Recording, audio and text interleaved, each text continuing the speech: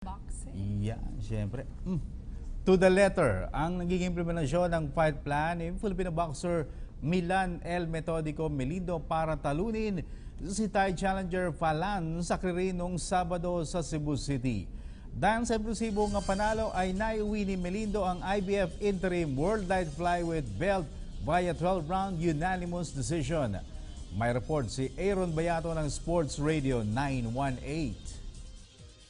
Epektibong fight plan ng nagbigay ng panalo kay newly crowned IBF Interim Light Flyweight Champion Filipino Milan Melindo laban kay Falan Sakriring Jr. ng Thailand Sabado ng gabi sa Cebu City Coliseum.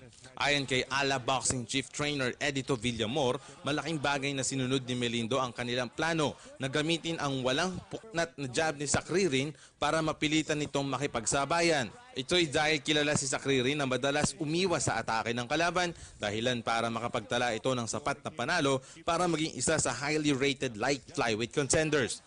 Ngunit sa pakikipagsagupa kay Melindo, nasira na ang diskarte ng Thai. Umpisa pa lamang ng laban, dahilan para itala ng Cagayan de Oro native boxer ang isang 12-round unanimous decision win.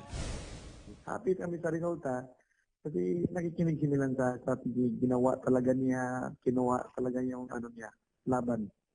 Yung gusto namin yung palaban ni ni Sakriring na siya ang pumasok.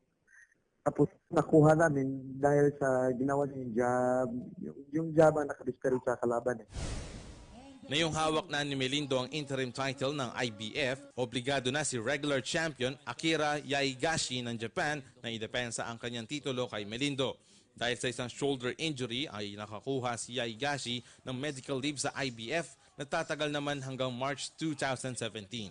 Sa kabila nito ay itatatak ni Villamor sa utak ni Melindo na si Yaigashi na ang isipin nito bilang siyang susunod na kalaban matapos ang kanilang panalo kay Sakriring.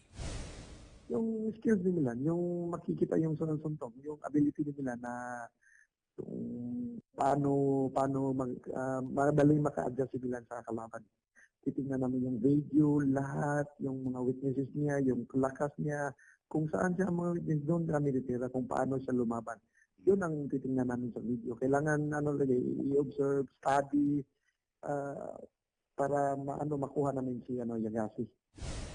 Ito ang unang panalo ni Melindo sa isang world title bout matapos maunsyami sa kanyang unang dalawang title attempts kontra flyweight champion Juan Francisco Estrada ng Mexico noong 2013 sa Macau at isa pang Mexican na si Javier Mendoza noong nakaraang taon.